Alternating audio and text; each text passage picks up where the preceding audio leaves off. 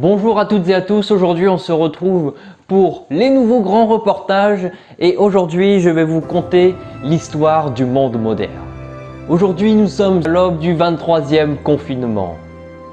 Et pour fêter ça, nous avons essayé de finalement retrouver les précurseurs. Nous avons essayé de retrouver ceux qui ont connu le monde d'avant, ceux qui étaient là le jour du premier confinement. Alors en effet, la tâche n'était pas simple. La tâche n'était pas simple car il n'en reste que quelques-uns. Et rares sont ceux qui souhaitent témoigner. Là en effet, le premier confinement n'était pas aussi agréable que ceux que nous pouvons vivre actuellement. Notre gouvernement tout-puissant se rend chaque jour de plus en plus proche de vous afin de vous garantir les meilleures conditions possibles et un meilleur confinement possible. Nous les en remercions profondément. Nous avons tout de même pu rencontrer l'un d'entre eux. Celui-ci a connu le monde d'avant. Il s'appelle Romain et il avait 18 ans quand ça a commencé. Bonjour Romain. Vous aviez 18 ans quand cela a commencé. Vous en avez maintenant 56. Que vous souvenez-vous du premier confinement? Comment ça a commencé? Dites-nous.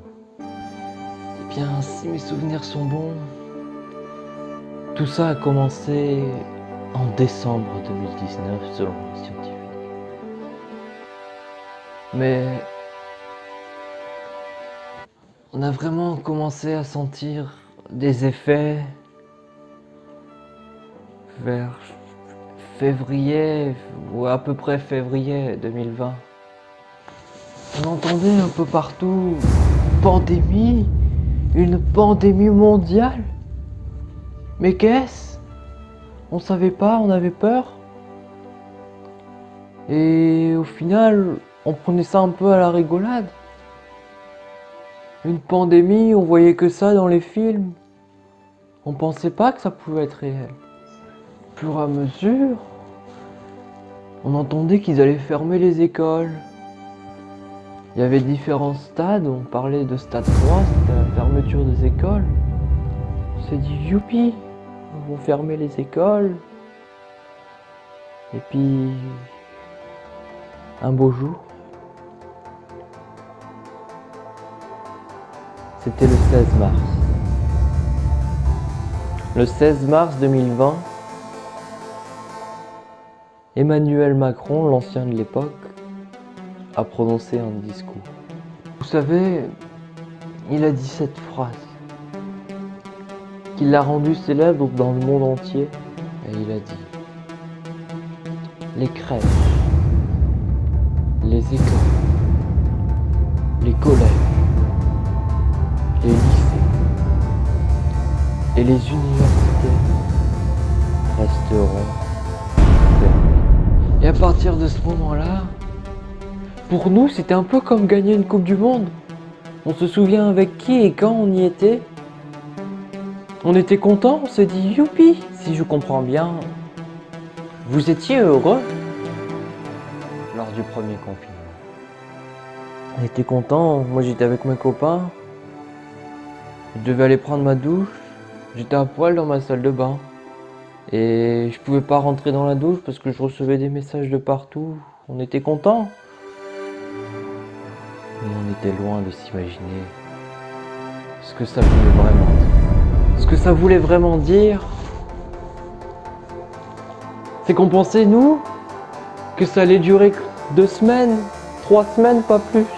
Au final, on en a eu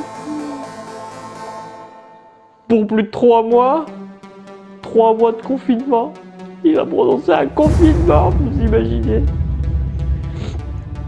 Et le monde d'avant, c'était comment? On peut lire dans les livres, voir sur des vidéos, des gens se réunir ensemble. Est-ce bien réel ou n'est-on qu'une légende? Si je vous dis que c'est vrai, vous ne me croirez pas. Mais oui. Le monde d'avant était merveilleux, vous savez. C'était donc bien réel. Ce que l'on appelle plus communément télésupporters ou téléspectateurs, eux aussi étaient-ils réels? Oh, c'était beau. C'était beau, vous savez. On pouvait mettre 40 000, 50 000, 80 000 personnes dans un stade. Et toutes ces personnes étaient là, ils voyaient des joueurs, ils chantaient ensemble. Que de bons souvenirs, je me rappelle quand j'allais au stade avec mon père, ma famille. On était heureux, on chantait, on se prenait dans les bras. On voyait des joueurs de foot, ils marquaient des buts. C'était fabuleux. C'était fabuleux. On se réunissait. C'était magnifique. Pourquoi? Des stades, vous me dites? Ils ont maintenant tous disparu. Mais c'était des énormes trucs, quoi. Ils étaient pour la plupart en plein milieu des villes. Ah, mais il en reste en Corée du Nord, savez-vous? En Corée du Nord, vous me dites? Oui, la Corée du Nord, vous savez, c'est le dernier pays libre du monde. Il y resterait presque tout comme le monde d'avant. Rien n'aurait changé. Le monde évolue, vous savez. De mon époque, la Corée du Nord était une dictature. Oh, attendez, il faut que je vous parle de quelque chose. Les festivals et les carnavals. C'était des endroits magiques, vous savez. On était plus de 100 000 en pleine ville. Dans des lieux, c'était pas des stades, non. C'était un truc beaucoup plus proche. On était ensemble, mais 100 000 serrés ensemble. On se secouait dans tous les sens. C'était incroyable, il y avait des thèmes, les carnavals, on venait tous déguisés, avec des trucs dans tous les sens. Et on se poussait, on dansait ensemble, c'était magique. C'est assez touchant ce que vous me dites là. Mais pourriez-vous essayer de m'expliquer ou d'analyser un petit peu la situation afin de savoir comment réellement on a pu en arriver à un système de confinement biannuel avec tous les 6 mois une nouvelle période de confinement? Je sais pas comment, est-ce que vous pourriez essayer de nous éclaircir peut-être pour nous qui finalement n'avons pas forcément vécu tout ce passé? Tout simplement, on est foutu. On est foutu. Vous cherchez à vous attacher à la vie, mais on est foutu. Le monde d'avant était bien mieux. Le monde de maintenant est condamné. Ne cherchez pas à espérer. Face à un monde détruit, on a remplacé chaque ouvrier par un robot. Vous pensez vivre plus heureux aujourd'hui? Non.